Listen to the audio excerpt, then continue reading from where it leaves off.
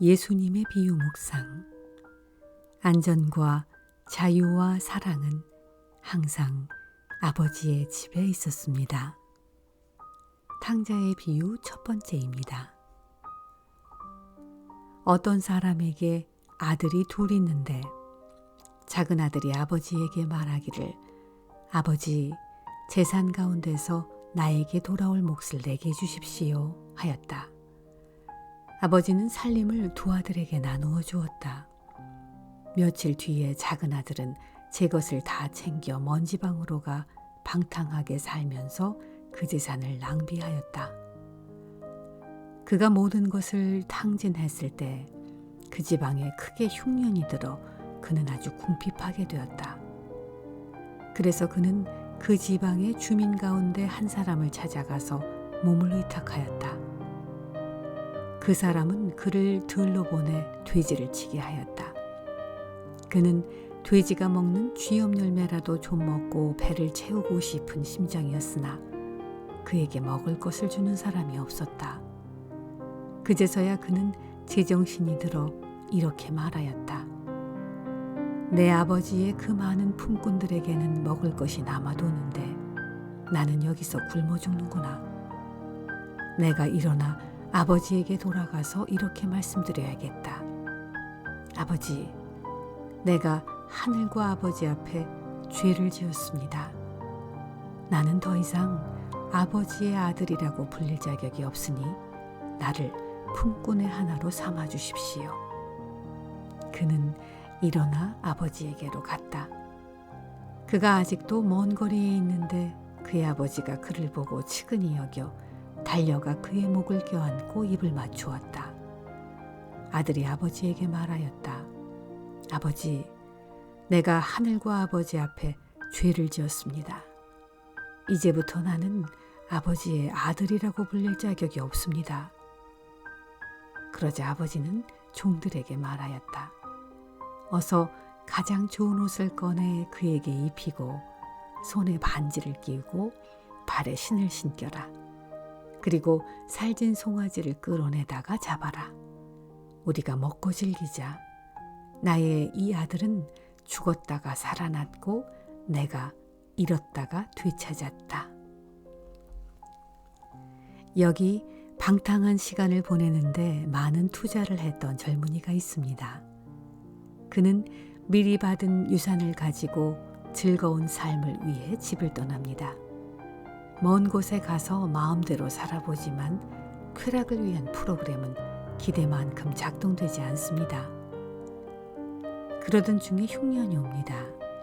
가진 돈은 모두 잃고 친구는 떠납니다. 먹을 것도 남지 않았습니다. 절망 속에서 돼지치는 일을 하는데 그 문화에선 가장 비천한 일이었습니다. 이때 집에서 일하는 품꾼들은 먹을 것이 풍족한데 나는 여기서 굶어 죽겠구나 하는 비참한 생각이 들었습니다.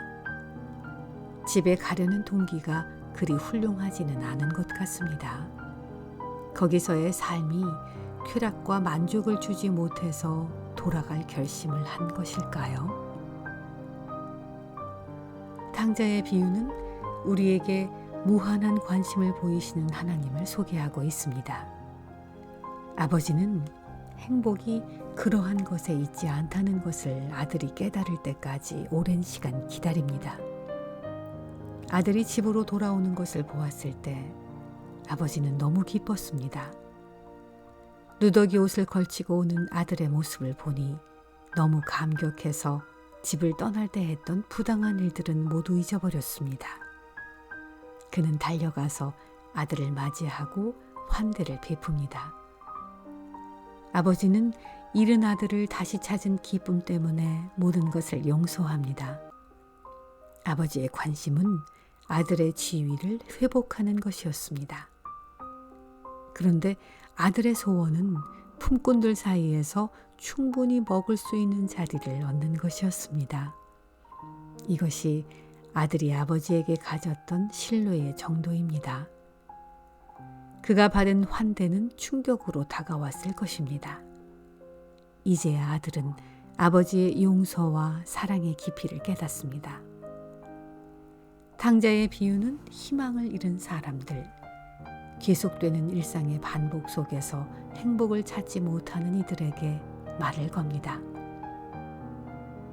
사람들이 욕망, 만족, 좌절의 끝없는 악순환을 벗어나지 못하는 이유는 하나님과의 우정 안에서 행복을 발견하지 못했기 때문입니다.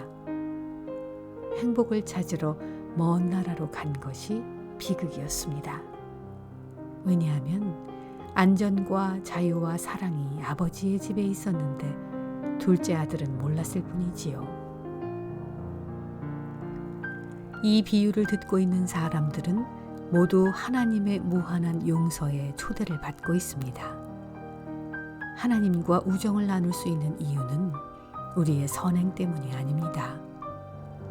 그분의 무한하신 선하심과 관심에 단지 동의했기 때문입니다. 그분의 사랑 안에서 살기로 선택한 후 우리는 어떻게 될까요? 탐욕, 교만, 허영, 시기, 질투, 욕정, 다른 이를 조종하려는 마음, 이기심은 아직 그대로인데 집으로 돌아온 후에 우리는 무엇을 하게 될까요? 아버지의 집으로 돌아간다는 것은 천국으로 들어가는 것이 아닙니다. 과거의 상처와 단점은 그대로 지닌 채 삶의 방향을 바꿀 뿐입니다. 하나님의 현존의 상징인 아버지의 집에서 살기로 했다면 하나님은 우리가 어디에 있든지 함께 하십니다. 우리의 상처와 단점을 그분과 나눌 때 아버지의 무한한 사랑과 관심을 경험하게 될 것입니다.